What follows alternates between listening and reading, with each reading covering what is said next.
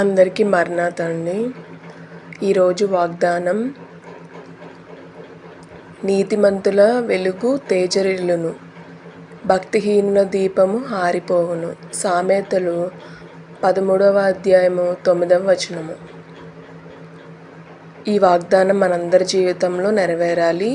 ఈ వాగ్దానం ఎలా ఉందో అలా మనం కూడా ఉండాలండి.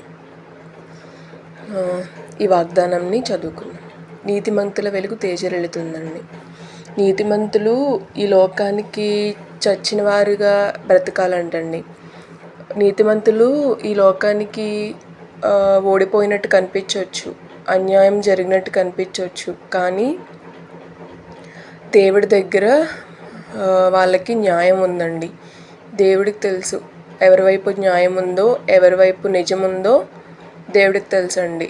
సో నీతిమంతులు ఎప్పుడూ కూడా వెలుగుతోనే ఉంటారంటండి. వాళ్ళు ఎప్పుడు తేజరిల్లుతారంట. అంటే ఈ లోకం కాదన్నా కానీ వాళ్ళని, ఈ లోకం ఏం చేసినా కానీ వాళ్ళని దేవుడు మాత్రం దూరం చేసుకోరంటండి. కంపల్సరీ దేవుడి దగ్గరికి, దేవుడి రాజ్యం తీసుకెళ్తారంట. ఎందుకంటే ఈ లోకంకి నచ్చినట్టు మనం బ్రతకూడదండి. ఈ లోకాన్ని మెప్పించేలాగా, ఈ లోకాన్ని నమ్మించేలాగా, ఈ లోకానికి వేషధారణగా మనం ఉండకూడదండి. మనం ఎప్పుడూ కూడా మన దేవుడికి నచ్చుతున్నామా లేదా, నలుగురు ఉన్నప్పుడు ఒకలాగా, నలుగురు లేనప్పుడు ఒకలాగా ఉండకూడదండి. నటించే జీవితం మాత్రం అసలు ఉండకూడదు. మనం ఎవ్వరూ లేనప్పుడు కూడా నిజాయితీగా ఉన్నామా లేదా అన్నది దేవుడు చూస్తాడండి. నలుగురు చూస్తున్నారు కదా, వాళ్ళకి నచ్చినట్టు బ్రతుకుదాము, వాళ్ళకి నచ్చినట్టు మాట్లాడేద్దాము, వాళ్ళకి నచ్చినట్టు నటించేద్దాము అని అన్న జీవితం ఉండకూడదంటండి. అలా ఉంటే ఏమవుద్దంటే భక్తిహీనుల దీపము ఆరిపోవును. భక్తిహీనుల దీపం ఆరిపోద్దంటండి. అలా నటించే జీవితం జీవిస్తే వాళ్ళ దీపం ఆరిపోతుందంట. ఈ లోకంలో ఆరిపోతుంది, దేవుడి రాజ్యంలో కూడా ఆరిపోతుంది. దేవుడు అలాంటి వాళ్ళని తీసుకెళ్ళరంటండి. సో మనం ఎప్పుడు కూడా నీతిమంతులుగా తేజరిల్లాలంటే, ఒక వెలుగుగా ఉండాలంటే నటించే జీవితం జీవించకూడదు. ఎదుటివారికి నచ్చాలని మనల్ని మనం చంపుకొని బతకక్కర్లేదండి. మనం దేవుడికి నచ్చితే సరిపోతుంది అనుకోవాలి. నలుగురు చూస్తున్నారు కదా నటించేయాలి అనుకోకూడదు. దేవుడు చూస్తున్నాడు, ఎవరు ఉన్నా లేకపోయినా ఒకేలా ఉండాలి. నిన్న నేడు రేపు ఒకేలా ఉన్న దేవుడు ఎలా ఉన్నాడో అలాగే మనం కూడా ఉండాలంటండి. మనుషులు ఎప్పుడు చనిపోతారో తెలియదండి. నా జీవితమైనా మీ జీవితమైనా ఈ రోజు ఉంటుంది, రేపొద్దున్న ఉండకపోవచ్చు.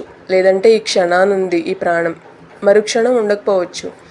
సో అందుకనే ఈ లోకానికి చచ్చిన వారిగా బ్రతికినా పర్లేదు, కానీ న్యాయాన్ని, ధర్మాన్ని మాత్రం వీడకూడదు. నీతిమంతులుగా అంటే చాలా ప్యూర్గా, హానెస్ట్గా ఉండాలి. అంటే చాలా నమ్మకంగా, విశ్వాసంగా ఉండాలి. అది ప్రజలకి నచ్చేలా కాదు. నీకు నువ్వు తెలుసు కదా, నాకు నేను తెలుసు. అంటే నా మనసు ఏంటో నాకు తెలుసు, నేను ఎలా బ్రతుకుతున్నానో నాకు తెలుసు. అంటే నాలో మంచి ఉందో చెడుందో నాకు తెలుసు, మీలో మంచి ఉందో లేదో మీకు తెలుసు. కానీ కొంతమంది ఏంటంటే ప్రజలకి నచ్చేలాగా యాక్ట్ చేస్తారు. యాక్ట్ అంటే నటించడం అన్నమాట. అదే చేయకూడదంట. ఎందుకంటే మనుషులకు నచ్చేలా ఉన్నావు అనుకో, నువ్వు నరకానికి వెళ్తే ఏం ప్రయోజనం? అదే దేవుడికి నచ్చినట్టు బ్రతికేవనుకో, అప్పుడు కంపల్సరీ దేవుడు రాజ్యం తీసుకెళ్తారు. అదే కదా శాశ్వతం మనకి. ఇదేం శాశ్వతం కాదు కదా. ఇదంతా మనకి యాత్ర మాత్రమే. ఒక ఇల్లైనా, బట్టలైనా, తిండైనా, ఏదైనా కానీ యాత్ర కింద జీవించడానికి ఇదంతా. ఏదో ఒక రోజు కంపల్సరీ నరకానికైనా, స్వర్గానికైనా, దేవుడి దగ్గరికైనా, ఎక్కడికైనా వెళ్ళాల్సిందే. సో ఇదంతా మనం తెలుసుకుంటే బెటర్ అన్నమాట. సో నేను చెప్పేది నిజం అనుకుంటే దాన్ని యాక్సెప్ట్ చేస్తారు. లేదు ఈ మాటలు నచ్చట్లేదంటే మాత్రం కంపల్సరీ వాళ్ళు సైతాన్లే అన్నమాట. అంటే వాళ్ళు చాలా డేంజర్ పర్సన్స్ అన్నమాట. సో కంపల్సరీ నీతిమంతులుగా ఉండాలంటే కొన్ని లక్షణాలు ఉండాలి. భక్తిహీనులుగా ఉంటున్నారంటే వాళ్ళకి కొన్ని లక్షణాలు ఉంటాయి. సో ఇవన్నీ ఒకసారి థింక్ చేద్దాం, ఆలోచిద్దాం. ఎలా అంటే నీతిమంతులుగా ఉంటే ఏంటి? కంపల్సరీ న్యాయంగా నడవాలి, న్యాయంగానే ఉండాలి, ధర్మాన్ని అనుసరించాలి, నటించే జీవితం ఉండకూడదు. భక్తిహీనులు ఎలా ఉంటారు? నటిస్తారు, మనిషికి నచ్చేలా ఉంటారు. దేవుడికి నచ్చేలా అస్సలు ఉండరు. సో ఈ జీవితాన్ని మాత్రం అస్సలు కోరుకోకూడదు. సో భక్తిహీనుల దీపం ఏమవుతుంది, ఆరిపోతుందంటండి. నీతిమంతుల వెలుగు తేజరిల్లుతుందంట. Please subscribe for more videos. Thank you. Like, share. Thank you.